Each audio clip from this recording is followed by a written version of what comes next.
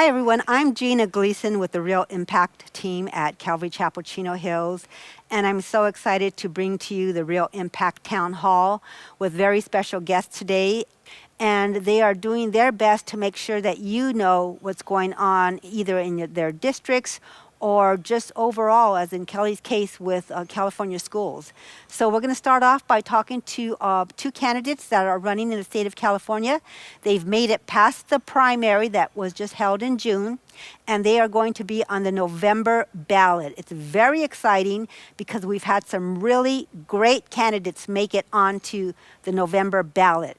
Well, first, we're going to start with Eric Ching. Eric is a local candidate who's running for Congress, and he is someone who's been very involved in his community. He's been on the Walnut City Council, served as mayor, and has just been really fighting the good fight.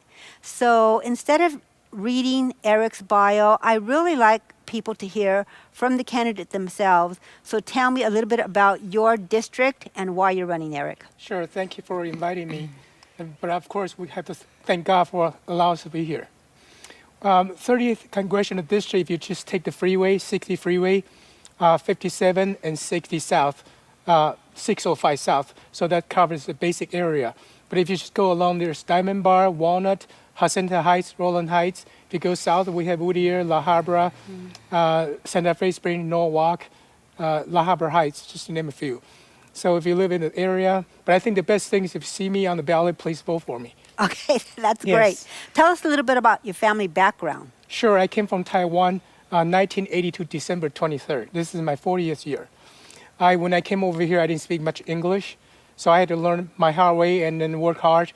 My first job, I washed dishes for maybe a year, and then I went to Nebraska. I wanted to learn English, and that's how I believe in working hard and just do the best I could.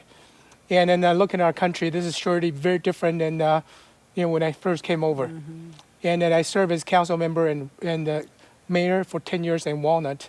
In city of Walnut, I have to brag a little bit, we don't have any pothole, not one. No graffiti. Nice. We have 198% reserve in our banks. So we can operate 2 years without any revenue. Mm-hmm. So because it's not our money, it's people's money. Mm-hmm. We want to be as responsible as we can be. And Walnut is one of the safest because we have installed some policies. In fact, I introduced a camera system in our city. With that system, as you drive by, if your car is involved in any type of crime, our system will know within a few seconds. And that information gets sent to all the patrol car in 10 seconds. So that way we can deter criminals from coming to our city. Mm-hmm. And we just want to make sure that the government's job is serve and protect. And that's our job. Our job is not to fight. Earlier you mentioned that we're fighting Sacramento. That's completely wrong. Sacramento should serve us, not the other way around. So, absolutely. So, but why is it that you feel that, you've been serving in city council and been making a difference. Why did you decide to run for Congress? Well, God had called. I didn't even know why we were running for Congress. Not even, a little over a year ago. I heard a calling. A voice tells me to get rid of my business. Last year, I owned an IT company for over 25 years. I heard a voice that was very strong, so I didn't know why, but I obeyed. I gave it away last year, not knowing that I would be running for office this year. And then through this, I saw some visions, especially after the last election. And then there's some things that I didn't like. And then the representative we helped to get elected in many positions did not represent us. Mm-hmm. So I asked Lord, if this is what you want me to do, please give me a slogan. I struggled myself for weeks. I couldn't come up with anything. And one day as I prayed in my church, I said, Lord, please give it to me today. And boom, within a minute, he gave it to me. It's called You First. Of course, I got to put him first, put people's interests first. Mm-hmm. So I'm not running Eric Ching for Congress campaign. I'm running the You First campaign. That is to serve Lord and serve people's interest. And then now we are very happy that we have 3 other candidates. I want to use that slogan, and one of them is Jessica Martinez. Okay, good. So tell me how it's going as far as the district makeup. Sometimes we have districts that seem to lean over to the Democrat Party, and the Republican Party candidate sometimes struggles. Tell us about how you are getting the word out about your race, and we don't have to mention your competition, but what you're doing to get the word out as far as what you stand for. I think people are fed up, and we've been working very hard because we go to every neighborhood, and we communicate to moms, dad, business people. They can see that if you look around, this is not good for them, right? You're talking about crime. Who's happy about the crime situation now? Education. Right. You just mentioned a few things. I think we're going to hear from Kelly later on. In our economy, who likes to continue to see skyrocketing prices, anything. So with my background in business and also my background serving local, I think I can do a very good job. Especially, I won't be a sellout. Good. I have enough to live. I don't have to do this. This is not comfortable. But I would not stop until God tells me so. Because this is my duty. I love my country so much. I will not sit idle if I can still continue to contribute. Okay. I just love all that. I love what you're saying, but tell me about your district, some of the biggest challenges Yes. in your district. With our district, we have about 63% Latino and about 23% Asian, and then we have Caucasian as well. But I think based on the last election result, all 4 candidates made it through our primary, all 4 of us. So that tells me that we're doing something right. People are fed up. I mean, if you look at the previous elections, the opposition should be winning maybe about 70%. That's based on history. But now they're not doing it. In fact, one of our candidates is actually the top vote getter, and the other one is neck to neck, maybe split by only a few votes. I'm behind by a little bit, but not that much. So you can see that, but our opposition has been there for a long time. They have, resources. They have, political support. But even with that, we're against that. But, we just have to realize they're facing God. They're not facing us. They're not fighting us. So we believe that as long as we stand by God, stand by people, and we'll be fine. Okay, so once you make it and you get into Congress and you go to Washington, D.C., what are some of your primary focuses? What do you want to have a hand in? What do you want to implement? Yes, I think first thing first, I don't believe they're following our Constitution. That's the number one priority. They cannot, Congress cannot just do as they wish. That's first thing. And second thing I want to contribute is the 3 things I talk about: safety, education, and economy. I don't believe that our 5-year-old should be taught, that he or she can change their sex if we don't have any say-so. And then obviously I want to address criminal issues. Our DA is not prosecuting, and that's not good for us. Also, I want to contribute in foreign policy. Look at me. I know how to deal with China. I came from Taiwan. I work in Chinese companies. I know how they operate. Oftentimes I see our congressional members making policy. They don't really understand impact.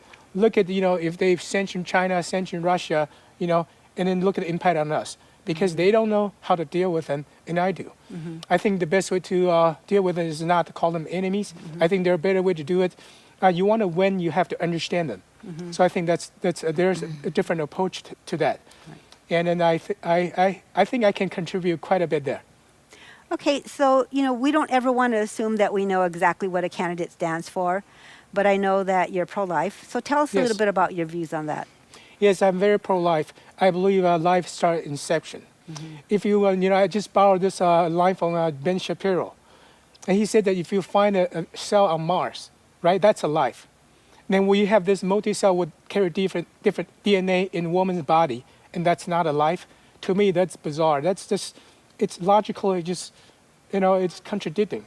So I think, from the left, they always like to use science. But when it comes to the issue they want, then they just throw away science or logic aside. So I think people, start realizing that, some of these issues, they will come around. Yeah. And I think they perhaps did not see the process of the abortion.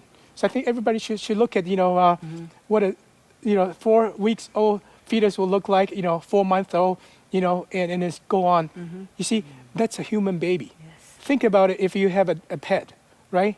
And you just grab a pet and you just born, or as your dog is being born, a puppy, and you kill it. You will have at least a few hundred people marching down your house. Exactly. And how come we don't treat human the same way? Exactly. Yes. Okay, so final question. Tell us a little bit about your faith background. My faith background. Yes. Yes. I attended church for over 15 years. And then for the first 10, I really didn't connect with the Lord. I'm very ashamed to say that. I always sat at the back of the church thinking, Pastor, you're kind of a little long today. I didn't want to listen because I owned the company and then I'm elected. And, I think I have a good family life. All I wanted to do is, I think I'm a good person just by coming to church on a weekly basis, contribute a little bit here and there. I'm a good Christian. But I was so wrong. I was so wrong. And in 2017, July, God actually opened my eyes. I lost my wife to a car accident on 20th of July 2017. And since her passing, I have seen 24 other people die within 4.5 years. And through my struggles, I asked Lord, why am I suffering through this? It was because I was too stubborn. I didn't want to listen. I didn't want to obey. And he cracked this thick skull of mine. And now I'm 100% obeying. That's why I just gave my business away without hesitation. Because I believe he had me here for a reason. I should have gone with her. I was supposed to be in the car, but I didn't go that day. So, but she made it. I did not. So I wanted to dedicate the rest of my life just to serve. So when he called, in fact, let me tell you a story.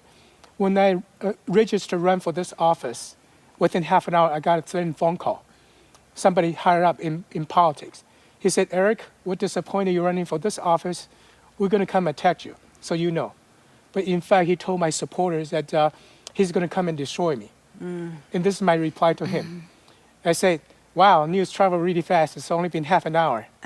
But when God called, I will not stop until he tells me so. Right. But since I'm a Christian, I will not counterattack. So good luck to you. So now here I am. My faith is very strong. I'm a Christian on fire. You could probably hear from my voice. So I don't need any more money. I don't need fame.